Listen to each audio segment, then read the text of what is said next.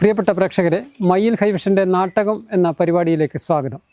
നാട്ടകം ഇന്നുള്ളത് കുറ്റ്യാട്ടൂർ പഞ്ചായത്തിലെ പഴശ്ശി എന്ന സ്ഥലത്ത് യശോദ എന്ന ഒരു വ്യക്തിയുടെ വീട്ടിലാണ്. എന്തിനാണ് ഈ യശോദേച്ചിയുടെ വീട്ടിൽ വന്നത് എന്നാണെങ്കിൽ അത് നമുക്ക് വഴിയെ കാണാം. എല്ലാവർക്കും ഒന്നുകൂടി സ്വാഗതം. യശോദേച്ചി, നമസ്കാരം. നമസ്കാരം. നമ്മൾ വന്നത് മയിൽ ഹൈവിഷൻ എന്ന് പറയുന്ന ചാനലിൻ്റെ നാട്ടകം എന്നൊരു പരിപാടിയായി ബന്ധപ്പെട്ടിട്ടാണ്. നാട്ടിലുള്ള ചില ആളുകളെ നാട്ടുകാർക്ക് പരിചയപ്പെടുത്തുക, ചില സംഭവങ്ങൾ പരിചയപ്പെടുത്തുക. അങ്ങനെ വരുമ്പോഴാണ് കുറ്റ്യാട്ടൂർ പഴശ്ശിയിൽ പഴയ കാലത്തെ പേരുകേട്ട അച്യുതൻ വൈദ്യരുടെ ഭാര്യ യശോദ എന്ന് പറയുന്നൊരു വ്യക്തിയുണ്ട് എന്ന് കേട്ടത്. അവർക്ക് ഈ നാട്ടുവൈദ്യം അറിയാം, നാട്ടിപ്പാട്ടറിയാം, നാടൻ പാട്ടറിയാം, പഴയ കാലത്തെ വയറ്റാട്ടി സേവനം ചെയ്തിട്ടുണ്ട്. പിന്നെ സാക്ഷരതയ്ക്ക് അന്നത്തെ 10-35 കൊല്ലം മുൻപുള്ള സാക്ഷരതാ പ്രവർത്തനത്തിന് സ്വന്തമായി പാട്ടുകൾ എഴുതിയിട്ട് കൊടുത്തിട്ടുണ്ട്. അപ്പോൾ ഇത്രയെല്ലാം ഉള്ള യശോദേച്ചീന നമുക്ക് നാട്ടുകാർക്കൊന്ന് പരിചയപ്പെടുത്തണ്ടേ? അതിനു വേണ്ടിയാണ് വന്നത്. ഒരു കാര്യം ചെയ്യാം, നമുക്ക് തുടങ്ങുന്നത് ഒരു പാട്ടിലൂടെയാകാം. ഏതെങ്കിലും ഒരു പാട്ട് യശോദേച്ചി ഒന്ന് കുറച്ച് വരി ഒന്ന് പാടിക്കോ. വടക്കം പാട്ട്.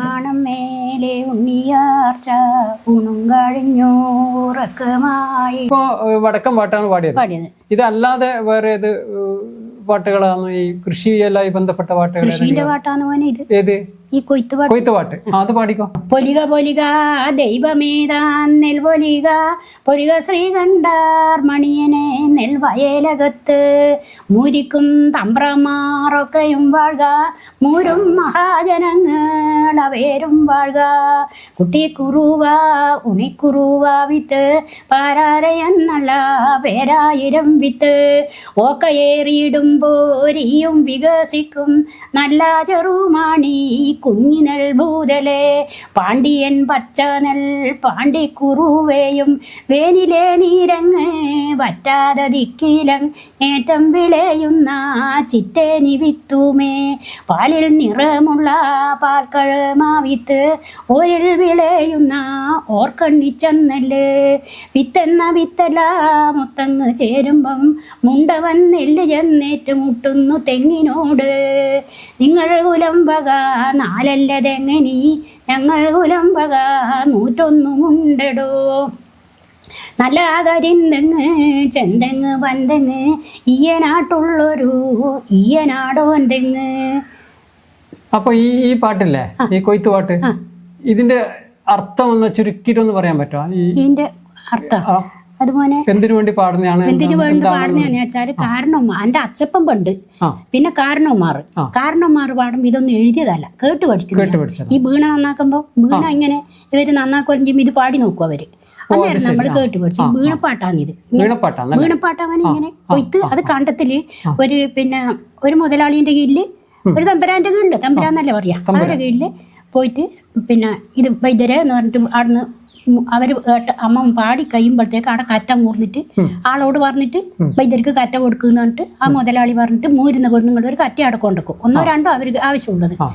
അത് കൊണ്ടുവച്ചിട്ടാകുമ്പം ആ പാട്ടാടുന്ന് കഴിഞ്ഞ് അതെടുത്തിട്ട് അതിന്റെ അപ്പുറത്തെ വേറെ രാമൻ കൈക്കോറില്ലെങ്കിൽ വേറെ കിട്ടും ഓരോരുത്തരുണ്ടാവില്ല, ഓരോരുത്തരുടെ വീട്ടിൽ കണ്ടത്ത് പോയിട്ട് അങ്ങനെ പാടിയിട്ട് കറ്റപ്പാട്ട്.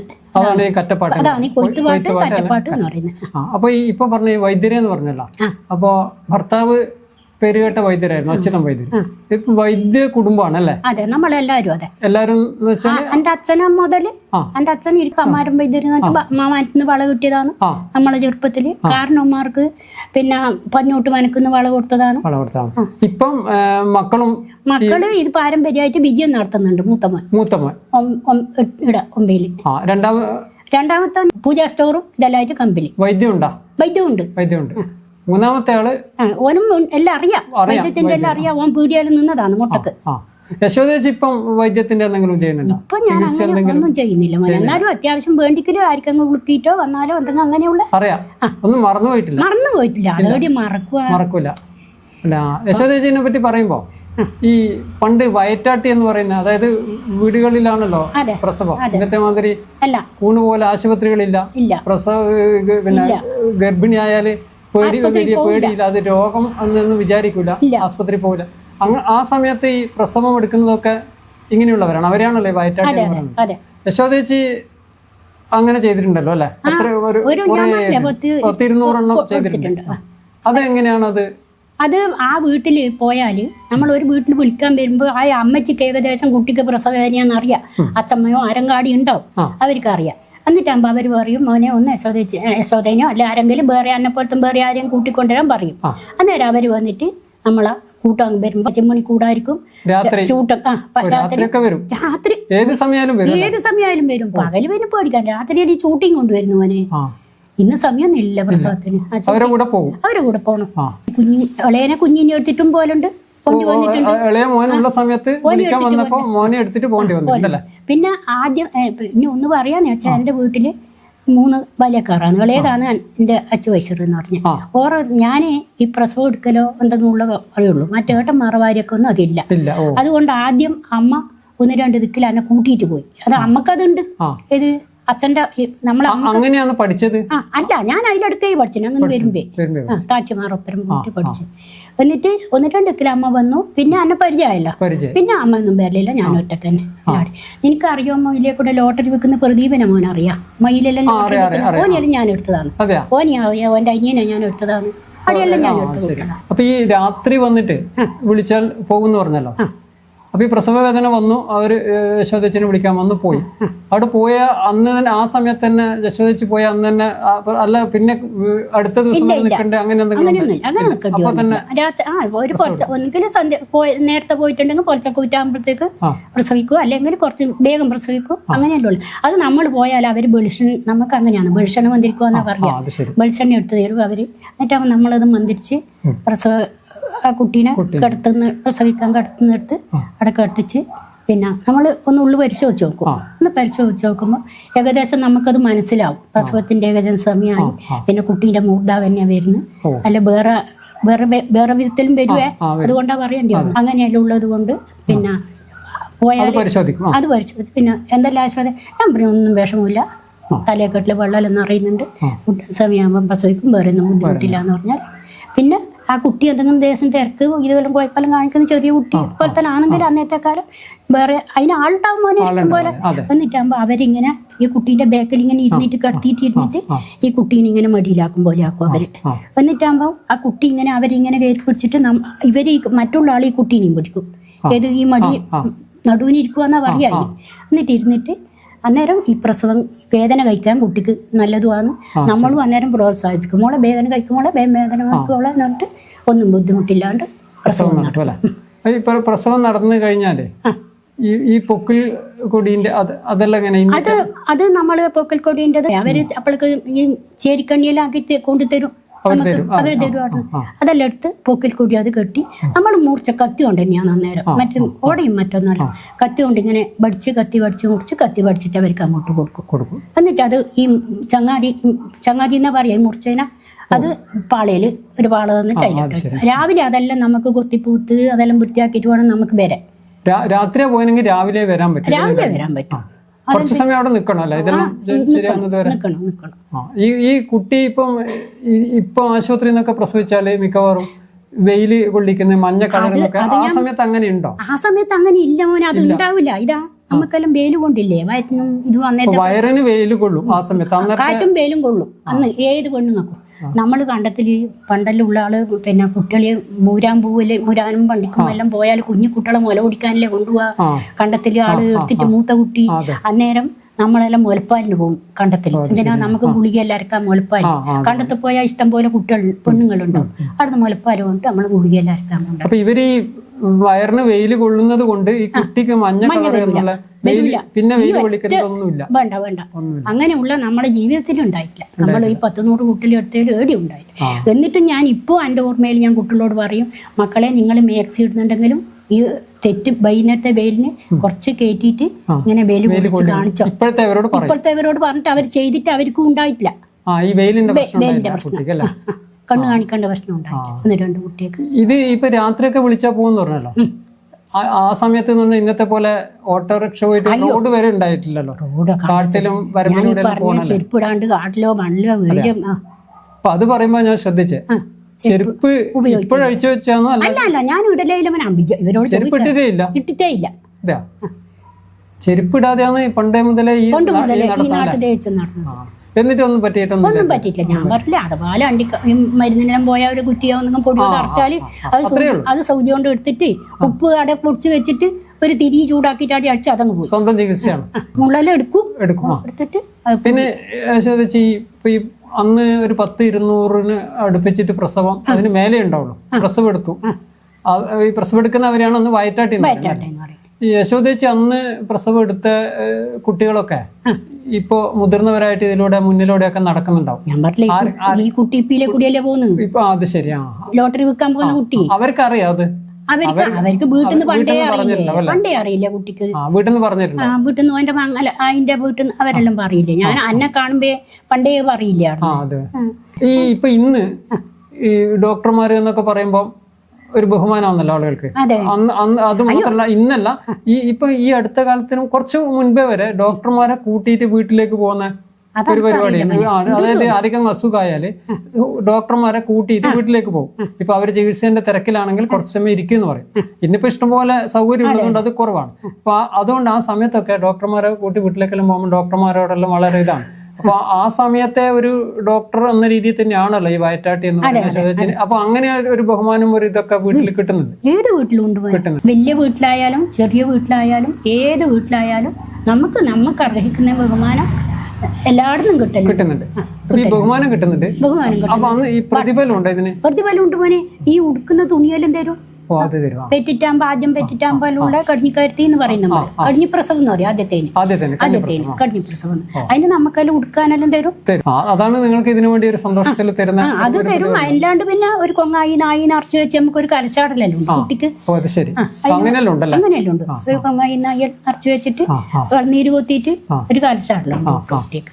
അങ്ങനെയല്ല ഈ രാത്രി ഇങ്ങനെ ചെരുപ്പൊന്നും ഇടാതെ രാത്രി ചൂട്ടേന്റെ വെളിച്ചത്തിലൊക്കെ പോകുമ്പോൾ കുഴിയുണ്ടാവും, ഗുണ്ടുണ്ടാവും. പക്ഷെ ഇതെല്ലാം കൊണ്ട് എങ്ങനെയാണ് ഇപ്പൊ പോണ്ടേ എന്ന് തോന്നിയിട്ടുണ്ടോ? അയ്യോ ഇല്ല, ഒരിക്കലും തോന്നി. അന്നേരം പോകുമ്പോ മനസ്സിൽ കാലിന് വേദന അല്ല, അന്നേരം മനസ്സിൽ ആ പ്രസവിക്കാൻ കിടക്കുന്ന പെൺകുട്ടീന്റെ ഓർമ്മയായിരിക്കും അല്ലേ?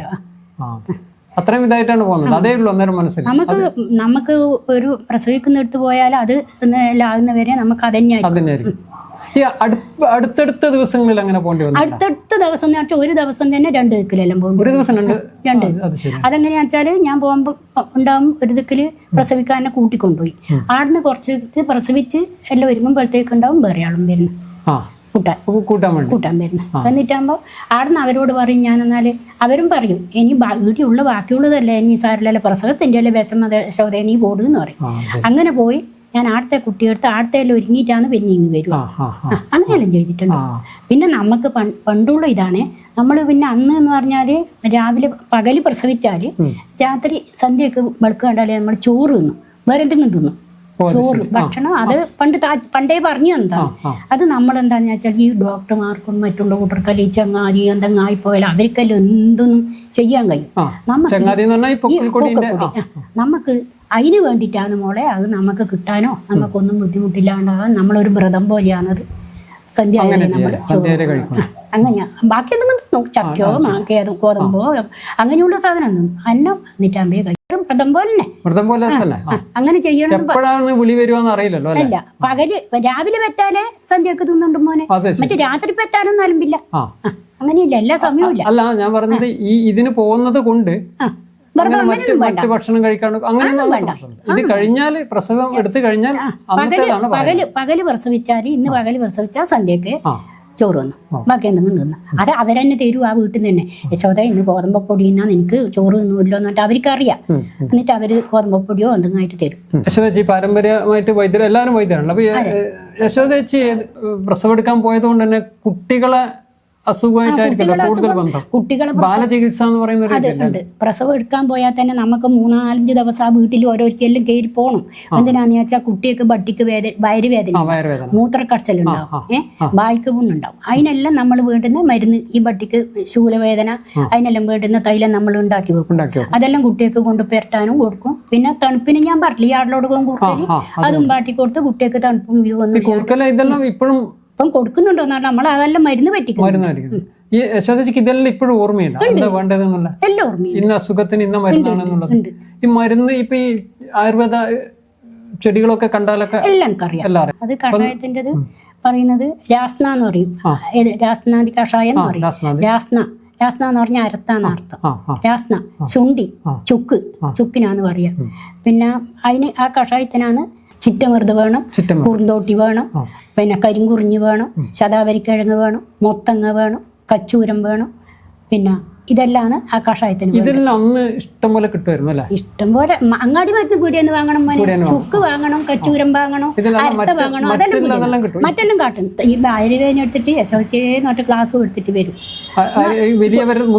മുതിർന്നവരപ്പ പെണ്ണുങ്ങള് ആ വീട്ടിലുള്ള വേറെതെങ്കിലും പെണ്ണുങ്ങൾ വന്നിട്ട് യശോച്ച് ബാല്യവേദന എടുത്തിട്ട് പെണ്ണാടുന്ന നിലവിൽ ഗർഭിണിയുള്ളതല്ല, മാസമുറ അത് വന്നാൽ ഭയങ്കര വേദന ഉണ്ടാവും ചിലവർക്ക്. അതിന് നമ്മളൊരു കഷായം ആക്കി വെച്ചിട്ട് അത് ഗ്ലാസ്സിൽ കൊടുത്താൽ അത് കൊണ്ടുപോയി കുടിച്ചാൽ മാറി. അത് പിന്നെ പൈസ ഉണ്ടോ ഒന്നുമല്ല, അവർ ചില ആള് പൈസയും കൊണ്ടുവരും, അല്ലെങ്കിൽ പിന്നെ എപ്പെങ്കിലും വിശ്വസിച്ച് മരുന്ന് വന്നിട്ട് ഞാൻ പൈസ വന്നിട്ടില്ലല്ലോ എന്നിട്ട് അവർ തരും. ഇനിയിപ്പോ ഈ വൈദ്യത്തിന്റെ മേഖലയിൽ നിന്ന് മാറിയിട്ട് യശോദേച്ചിയിലെ എഴുത്തുകാരിയെ നമ്മൾ പ്രേക്ഷകർക്ക് പരിചയപ്പെടുത്തി കൊടുക്കുകയാണ്. സാക്ഷരതയുടെ സമയത്ത് അതിനുവേണ്ടി 2-3 കവിതകൾ എഴുതി കൊടുത്തിട്ടുണ്ട് എന്ന് കേട്ടു. പാട്ട്, കവിതയല്ല പാട്ട്. അത് ഓർമ്മയുണ്ടോ? ഇപ്പൊ സ്വന്തമായിട്ട് എഴുതിയതാണ്, സാക്ഷരതക്ക് ഇരിക്കട്ടെ എന്ന് വെച്ചിട്ട് എഴുതിയതാണ് അവർക്ക് വേണ്ടിട്ട്. പാടിക്കോ, ഒന്ന് പാടിക്കോ, നമുക്ക് നോക്കാം. കേൾക്കേണേ കേൾക്കേണേ നാട്ടുകാരെ, സങ്കടത്തോടെ പറയും വാർത്ത. ഞാനൊരു നായർ കുടുംബത്തിലെ നാട്ടിൽ പ്രമാണിയാം കർഷകന്റെ മൂത്ത മകളായി ജനിച്ചു പോയി. മൂത്തവളായി ജനിച്ചതിനാൽ വീട്ടുജോലിയോ എനിക്ക് തന്നു. കൊച്ചനുജനും അനുജത്തിയും പള്ളിക്കൂടത്തിൽ പോകുന്നുണ്ട്. അവരെയും നന്നായി പരിചരിക്കും. അമ്മയോടൊത്തു വയലിൽ പോകും. അങ്ങനെ കാലം കഴിഞ്ഞുപോയി.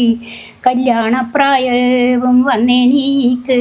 1-2 വീട്ടിൽ വന്ന് അച്ഛനോടായി പറഞ്ഞ പേര്. മകളിപ്പോൾ എന്തു പാടിച്ചിടുന്നു, മകളെ ഞങ്ങൾക്കങ്ങയച്ചിടുമോ? ഒന്നു പതുങ്ങി നിന്നച്ഛനപ്പോൾ പിന്നെ പറഞ്ഞാൻ ആ പേരോടച്ഛൻ, എൻ്റെ മകള് പാടിച്ചിട്ടില്ല. പണ്ടോം പണവൂ അവൾക്കേറെയുണ്ട്, കണ്ടോൻ ചെറിയും അവൾക്കാണെൻ്റെ. വീടും പറമ്പും അതും അവൾക്ക്. ഇത്രയും ചൊന്നാത് കേട്ടവേരും അക്ഷരമൊന്നും പാടിച്ചിടാതാ കൊച്ചിനാ ഞങ്ങൾക്ക് വേണ്ടയാത്രേ. സങ്കടത്തോടെ കരഞ്ഞു ഞാനും, കണ്ണീര് കൊണ്ട് മുഖം കഴുകി. അക്ഷരത്തിനൊത്ത ദിവ്യസ്വത്ത് ഇന്നീ ഉലകത്തിലൊന്നുമില്ല, ഇന്നീ ഉലകത്തിലൊന്നുമില്ല. നല്ല പാട്ട്. ഈ പ്രേക്ഷകരെ ഒന്ന് ആലോചിക്കേണ്ടത്, നല്ല തീമല്ലേ ഇതിന്റെ പിന്നില്? വെറുതെ ഒരു 4 വരി എഴുതി കൊടുത്തതല്ല. ഒരു കല്യാണം ആലോചിച്ച് വന്ന സമയത്ത് പെണ്ണിന്റെ അച്ഛൻ പറയുന്നത് കണ്ടം തരാം, ചെറിയം തരാം, പണ്ടം തരാം, പണം തരാം എന്നൊക്കെയാണ്. പക്ഷെ അക്ഷരാഭ്യാസം ഇല്ല എന്ന് പറഞ്ഞു. അപ്പോൾ ഈ പറഞ്ഞതെല്ലാം കിട്ടിയാലും അക്ഷരാഭ്യാസം ഇല്ലാത്ത പെണ്ണിനെ വേണ്ടാന്നാണ് പറയുന്നത്. അതായത് നിങ്ങൾ അക്ഷരം പഠിക്കണം, അതിനുശേഷം മറ്റു കാര്യങ്ങളിലുള്ളൂ എന്നാണ് സാക്ഷരതയുടെ ഒരു സന്ദേശം. യശോദാച്ചി വളരെ ഭംഗിയായിട്ട് അത് പറഞ്ഞിട്ടുണ്ട്. അപ്പോൾ ഇത് മാത്രമല്ല, ഇതുപോലെയുള്ള വേറെയും പാട്ടുകൾ എഴുതി അവതരിപ്പിച്ചിട്ടുണ്ട്. എല്ലാം ഇവിടെ അവതരിപ്പിക്കാൻ സമയമില്ലാത്തതുകൊണ്ട് വേറെ ഒന്നിൻ്റെ ഒരു 2 വരിയും കൂടി ഒന്ന് യശോദാച്ചി പാടി. കിളിയേ കിളിയേ കിളിക്കിടാവേ, ഉത്തരാദിക്കുന്ന വന്നതത്തെ. ഉത്തരാദിക്കിലെ വാർത്തകള് എന്നോടു ചൊല്ലേണം കുട്ടിത്താത്തെ. അക്ഷരമുള്ളിലറിഞ്ഞിരുന്നാൽ നാടിനും നന്മകൾ വന്നു ചേരും. നന്മ നിറഞ്ഞോരോ ഈയാണ്ടിങ്കൽ ഒത്തുപാടിച്ചിടാൻ നാം എല്ലാവരും. ഇനിയൊരു ആണ്ടിൽ വരുന്ന നാളിൽ മലയാള നാടിൻ്റെ മക്കളെല്ലാം പേരങ്ങെഴുതാനും വായിക്കാനും ആപ്പീസിൽ ചെന്നങ്ങ് അപേക്ഷിക്കാനും അന്ധവിശ്വാസമാകറ്റിടാനും അക്ഷരം നമ്മെ തുണച്ചിടട്ടെ, അക്ഷരം നമ്മെ തുണച്ചിടട്ടെ. കണ്ട ഇത് വടക്കൻ പാട്ടിന്റെ ഒരു ശൈലി അല്ലെ. വടക്കൻ പാട്ടിന്റെ ശൈലിയിൽ മാത്രമല്ല കൃത്യമായ മീറ്ററിലാണ് എഴുതിയിട്ടുള്ളത്. ഒന്ന് അങ്ങോട്ടോ ഇങ്ങോട്ടോ മാറിയിട്ടില്ല. അത് മാത്രമല്ല ശ്രദ്ധിക്കേണ്ടത് 35 കൊല്ലം മുൻപേ സ്വന്തമായി എഴുതിയതാണ്. അത് ഇപ്പൊ പാടുന്നു എന്ന് ചോദിച്ചപ്പോ ഞാൻ പാടാമെന്നാ പറഞ്ഞത്. എല്ലാം കൃത്യമായ ഓർമ്മയുണ്ടല്ലേ? ഒന്നും മറന്നിട്ടില്ല. പണ്ടുള്ള ഒന്നും ഞാൻ പറഞ്ഞില്ലേ, പണ്ടുള്ള പദ്യമല്ല ഞാൻ എല്ലാം ഓർമ്മയുണ്ടല്ലേ? എല്ലാം ഓർമ്മയുണ്ടല്ലേ? പക്ഷെ ഈ സാക്ഷരതന്റെ പാട്ട് എഴുതി കൊടുത്തല്ലോ. എഴുതി കൊടുത്തിട്ട് ഇത് സ്റ്റേജിൽ അവതരിപ്പിച്ചിട്ടുണ്ട്. ഞാനല്ല, വേറെയുള്ളവർ അവതരിപ്പിച്ചു. അതെ, ഈ സാക്ഷരത പഠിക്കുന്ന കൂട്ടർക്ക് കുറെ ദിവസം കൂടുമ്പോ ഒരു യോഗം വിളിക്കും. വിളിച്ചിട്ടാകുമ്പോ അവർ എഴുതിയതും പഠിച്ചതും എല്ലാം വായിക്കാൻ ഇങ്ങനെ ഉണ്ടാവും. അന്നേരം ഈ പാട്ടും അവര് പാടുവായിരുന്നു. അവര് പാടും. അപ്പൊ അങ്ങനെ ഏതെങ്കിലും സ്റ്റേജിൽ അവതരിപ്പിക്കുമ്പോ യശോദച്ചി ഞാൻ അവിടെ തന്നെ ഉണ്ട്, യശോദച്ചിന്റെ മുന്നിൽ തന്നെ അവര് അവതരിപ്പിക്കും. അപ്പൊ ഇത് എഴുതിയ ആളാണ് ഇരിക്കുന്നത് യശോദച്ചിനെ പറഞ്ഞോ? അത് പറഞ്ഞിട്ടില്ല. അതൊന്നും പറയില്ല. അതിന്റെ ഒന്നും ആവശ്യമില്ലപ്പ. ഈ എഴുതിയ ആള് പിന്നെ ഇരുന്നിത് കേൾക്കുമ്പോ ഇത് എഴുതിയ ഈ പാട്ട് എഴുതിയത് ഇത് യശോദച്ചിയാണ് എന്ന് പറഞ്ഞ് എല്ലാരും അറിയേണ്ടതല്ലേ? പോട്ടെ, ഇന്ന് ഈ 35 കൊല്ലം കഴിഞ്ഞിട്ട് ഇത് കേൾക്കുമ്പോ ഇത് കാണുമ്പോ എല്ലാരും അതറിയട്ടെ. പക്ഷെ ഒരു കാര്യം കൂടി പറയട്ടെ, യശോദച്ചി വളരെ വ്യക്തതയോടെ നല്ല ശബ്ദത്തിൽ പാടുന്നു. ഇതെല്ലാം ഒന്ന് റെക്കോർഡ് ചെയ്ത് വെക്കാനുള്ള മക്കളോട് പറഞ്ഞൂടെ? ഇത് റെക്കോർഡ് ചെയ്ത് എന്റെ പ്രസാദ് പറഞ്ഞിട്ട് പിന്നെ ഇത് പിന്നെ പ്രസാദ് എന്ന് പറഞ്ഞ കേട്ടൻ ചിലപ്പോ ഇത് കേട്ടാൽ ആരെങ്കിലും ഒക്കെ പാടാൻ പറയും. അപ്പൊ വേണമെങ്കിൽ 2 പാട്ട് പുതിയതായിട്ട് കൂടി എഴുതി കൊടുത്തിട്ട് നമുക്കത് ശരിയാക്കാം. ഇനി നമുക്ക് കുറച്ചുകൂടി പഴയ കാലത്തേക്ക് പോവാം. യശോദച്ചി പഠിച്ചത് ഏതുവരെ പഠിച്ചു? 5ാം ക്ലാസ് വരെ. 5ാം ക്ലാസ് എവിടെയാണ്? ഊരത്തൂർ സ്കൂള്. ഇരിക്കൂർ അങ്ങോട്ട്. ഇരിക്കൂറാണ് അച്ഛന്റെ കല്യാട്ടച്ഛന്മാനും വള കൊടുത്തിന് കല്യാട്ടച്ഛന്മാനും വള കൊടുത്തു അമ്പലത്തിൽ വെച്ചിട്ട് അച്ഛന് വള കൊടുത്തത്. അപ്പൊ ഈ ഊരത്തൂർ സ്കൂള് പഠിച്ചത് 3 മാഷന്മാരുണ്ട്. അവരെല്ലാം ഓർമ്മയുണ്ട്? ബാലൻ മാഷ്, ഗോപാലൻ മാഷ്, കുഞ്ഞിരാം മാഷ്. 5 ക്ലാസ് ഉണ്ട്, 3 മാഷന്മാരാണ്. ഇതെല്ലാം ഓർമ്മയുണ്ടെങ്കിലുണ്ടല്ലോ. പഠിച്ച ക്ലാസ്സിലെ ഏതെങ്കിലും ഒരു പദ്യം ഓർമ്മ ഉണ്ടാകണല്ലോ. കാരണം ഈ പഴയ പാട്ടുകളൊക്കെ ഓർമ്മിച്ച് വെച്ച സ്ഥിതിക്ക് ഉണ്ട്. ഏത് പാട്ടാ? ഏത് പദ്യമാണ്? അമ്മയില്ലാതെ ഗംഗ എന്ന് പറഞ്ഞിട്ടൊരു പാട്ടുണ്ട്. ഓ, അത് പാട്ടിന്റെ പേര് വരെ ടൈറ്റിൽ വരെ അറിയാം. അമ്മയില്ലാതെ ഗംഗ. ഏത് ക്ലാസ്സിലാണ് ഇരുന്നത്? അത് 5ാം ക്ലാസ്സിൽ. 5ാം ക്ലാസ്സിൽ അമ്മയില്ലാതെ ഗംഗ എന്റെ പാടിക്കും. അമ്മയെങ്ങെന്നൊരുൾക്കണ്ടയാൽ അമ്മണി പൈതലിൻ അസ്വസ്ഥമെപ്പോഴും മല്ലികക്കുണ്ടമ്മ മാലതിക്കുണ്ടമ്മ കല്യാണകൃഷ്ണനും അമ്മയുണ്ടത്ഭുതം ഭംഗിയില്ലാതൊരു കാന്തിക്കുമുണ്ടമ്മ ഗംഗക്കു മാത്രമില്ലെങ്കിൽ സഹിക്കുമോ തൻ കൈകൾ കൊണ്ടോ താൻ തനിച്ചൂടുന്ന ഉണ്ണുന്ന ഗംഗയോർമ്മിക്കും പലപ്പോഴും ഈ വിധം അമ്മ തൻ കൈകളാൽ തുന്നിയ പട്ടുടുപ്പ് അമൃതൂമേനിയിൽ ചാർത്തിയും ഭംഗിയിൽ തൻതോഴിമാരായ താരയും രാധയും സന്തോഷപൂർവം കളിക്കാൻ വിളിക്കവേ. പ്രേക്ഷകർ ഒന്ന് ആലോചിക്കണം, യശോദച്ചിക്ക് എത്ര വയസ്സായി? 78 വയസ്സായി. എന്ന് വെച്ചാൽ 68 വർഷത്തോളം മുൻപേ ഉള്ള പദ്യമാണ് 5ാം ക്ലാസ്സിലെ പാടിയത്. ഇന്നുണ്ടല്ലോ യശോദച്ചി 6ാം ക്ലാസ് പഠിക്കുന്ന ഒരു കുട്ടിയോട് 5ാം ക്ലാസ്സിലെ പദ്യം, അതായത് കഴിഞ്ഞ വർഷം പഠിച്ച പദ്യം ചൊല്ലാൻ പറഞ്ഞാൽ കിട്ടണം എന്നില്ല. ചിലക്ക് കിട്ടണമെന്നില്ല പൊതുവെ. ആ സ്ഥലത്താണ് 68 വർഷം മുമ്പുള്ള പദ്യം യശോദച്ചി ഓർമ്മിച്ച് ചൊല്ലുന്നത്. ഈ ഓർമ്മ ഹൃദയത്തിലുണ്ടല്ലോ, പഠിച്ചു വെച്ചതെല്ലാം. അതിന്റെ നടുക്ക് ഇപ്പം പിന്നെ കുട്ടികൾ, ബാല്യക്കാർ, കുട്ടികൾ, ആൺകുട്ടി ഇവര് പാടുന്ന തന്നെ എനിക്ക് ശ്രദ്ധിച്ചത് ഓർമ്മയുണ്ട്. ഇവർ പാണ്ടെന്നായോട് വല്ലുണ്ണി ചോദിക്കുന്ന പണ്ട് ഇവര് ചെല്ലുമ്പോ അതെല്ലാം ഞങ്ങൾക്ക് ഓർമ്മയുണ്ട്. യശോദച്ചിന്റെ വീട്ടിലെ കുട്ടികളോട് കഴിഞ്ഞ വർഷം പഠിച്ച ഒരു പദ്യം ചൊല്ലുമെന്ന് പറഞ്ഞു നോക്കിയാലോ? ഈ 78 വയസ്സായല്ലോ, ഇപ്പോഴത്തെ ദിനചര്യ എങ്ങനെയാണ്? ദിനചര്യ മോനെ, ഞാൻ രാവിലെ പല്ല് തേച്ച് മൂടുകയും രാവിലെ എഴുന്നേൽക്കാം. രാവിലെ ഞാൻ 4 മണിക്ക് എഴുന്നേൽക്കും. നേരത്തെ കിടക്കും. 4 മണിക്ക് എന്നിട്ടാകുമ്പം പിന്നെ വെളിച്ചം വന്നിട്ടാകുമ്പോ വീട്ട് പല്ല് വെച്ച് മുഖം കഴുകി. അത് വിജയം പറഞ്ഞിട്ടാണ്. മൂത്തമോൻ ഓൻ പറഞ്ഞു, അമ്മ ഈത്തപ്പഴവും ഇതും തിന്നാൽ അണ്ടിപ്പരിപ്പും 2 തിന്നാൽ നല്ലതാണ്, അത് കുടിച്ചാൽ മതി അമ്മ, പിന്നെ ഭക്ഷണം പിന്നെ കുറെ കഴിഞ്ഞിട്ട് കഴിച്ചാൽ മതി എന്ന്. അത് രാവിലെ പല്ല് തേച്ച് മുഖമെല്ലാം കഴിച്ച് അത് കഴിച്ചാല് പിന്നെ ചായ അല്ല, ഈ വെള്ളം നമ്മൾ പപ്പിക്കുന്ന വെള്ളമുണ്ട്, നന്നാറി രാമച്ചം പതുമുകാലും ഇട്ടിട്ട് വെക്കുന്ന വെള്ളം, ആ വെള്ളവും കുടിച്ച് പിന്നെ കുളിച്ച് എല്ലാം ആയിട്ടാകുമ്പോ ചായയും കടിയെല്ലാം കുടിക്കും. ഈ വായനയൊക്കെ ഉണ്ടോ? പത്രവായന എടുത്ത് ദിവസം വായിക്കുന്നില്ല. അപ്പൊ വീണ്ടത് യശോദച്ചിന്റെ ഇളയ മകനാണല്ലേ? അതെ. പേര് പവിത്ര. എന്താ ചെയ്യുന്നത്? ഞാൻ പത്രത്തിന്റെ ഏജൻസിയാണ്. എല്ലാ പത്രത്തിൻ്റെ ഏജന്റാണ്. പിന്നെ ഈ പറയുന്ന പോലെ പാരമ്പര്യ വൈദ്യം എന്തായാലും ഉണ്ടാവുമല്ലോ അല്ലെ? അതുണ്ട്. ചെറുപ്പം മുതലേ മരുന്ന് പൊരിക്കലും പിന്നെ അച്ഛനെയും ഏട്ടനെയും എല്ലാം സഹായിക്കലും ആ രംഗത്ത് ഉണ്ട്. മരുന്ന് പിന്നെ പാകപ്പെടുത്താനും പിടിക്കാനും എല്ലാം സജീവമായിട്ട് ഒരു കാര്യങ്ങളെല്ലാം അറിയാം. അല്ല, പിന്നെ അമ്മ വേറൊരു കാര്യം കൂടി പറഞ്ഞു. പണ്ട് മുതലേ നിങ്ങൾ അറിയാണ്ട് തന്നെ ഇതിന്റെ ഭാഗമാണ്. അതായത് ഇവര് ഈ പ്രസവമൊക്കെ എടുക്കാൻ പോകുമ്പോ അതെ ചില സമയത്ത് ഇളയ മകനായ നിങ്ങളെ എടുത്തിട്ട് പോയിട്ടുണ്ടെന്ന് പറഞ്ഞു. അതെ രാത്രിയൊക്കെ ചെറിയ കുട്ടി. അപ്പൊ നിങ്ങൾ അറിയാണ്ട് തന്നെ ഇതിന്റെ ഭാഗമായിട്ട് അന്ന് മുതലേ ഉണ്ടെന്നാണ് പറയുന്നത്. അതെ, അതിന് പാരമ്പര്യാണല്ലോ. പാരമ്പര്യം അച്ഛനും അങ്ങനെ പാരമ്പര്യമായിട്ട് വരുന്നതല്ലേ. അപ്പൊ അതിന്റെ ഭാഗമാകുമ്പോ നമ്മളും അതിന്റെ ഒരു കണ്ണിയായി. ഇപ്പൊ ഈ അമ്മ കുറെ പഴയ കാര്യങ്ങൾ പറഞ്ഞിട്ടുണ്ട്. അതെ, ഇത് നിങ്ങൾക്കറിയാം ഈ ഇങ്ങനെ അമ്മക്ക് ഇത്തരം കാര്യങ്ങൾ ഓർമ്മയുള്ളതും പഴയ പാട്ടുകളൊക്കെ ഉള്ളത്? അത് പിന്നെ അടുക്ക വീട്ടിൽ പിന്നെ അമ്മ പാടലുണ്ട്. പിന്നെ ആരെങ്കിലും വന്നു കഴിഞ്ഞാലും അങ്ങനെ പാടും. അങ്ങനെ അതിനുള്ളിൽ പാടാൻ പറ്റുന്ന ഒരു സദസ് ഉണ്ടെങ്കിൽ അമ്മ പാടുന്നുണ്ട്.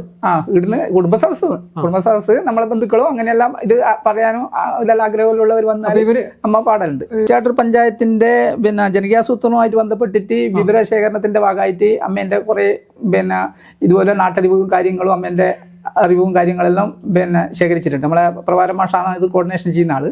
പിന്നെ കൊണ്ടുപോയിട്ടുണ്ട് അമ്മയെ പറ്റിയുള്ള വിവരങ്ങളും നമുക്കറിയുന്ന നാട്ടുംപാട്ടും നാട്ടറിവ് കാര്യങ്ങളിലും ഉണ്ടല്ലോ ഇതുപോലെയുള്ള അതെല്ലാം പിന്നെ പഞ്ചായത്തിലെ രേഖയായിട്ട് തന്നെ ഉണ്ട്. എഴുത്ത് കൊണ്ടുപോയി രേഖയായിട്ട് പഞ്ചായത്തിലുണ്ട്, കുറ്റാട്ട് പഞ്ചായത്തിലുണ്ട്. അപ്പൊ അതെ, കുറ്റാട്ട് പഞ്ചായത്തില് അതൊരു രേഖയായിട്ട് ഇരിക്കട്ടെ. ഇപ്പൊ അത് ഇവരുടെ ശബ്ദത്തിൽ തന്നെ പറയുകയും പാടുകയും ചെയ്യുന്നതാകുമ്പോൾ കുറച്ചുകൂടി നല്ലതല്ലേ? പറ്റുമെങ്കിൽ അപ്പൊ നമുക്കിത് നിർത്തുന്നതിന് മുന്നേ 78 വയസ്സ് പറഞ്ഞാൽ കുറെ കൊല്ലമായിട്ടുള്ള അനുഭവങ്ങളുള്ളതാണ്.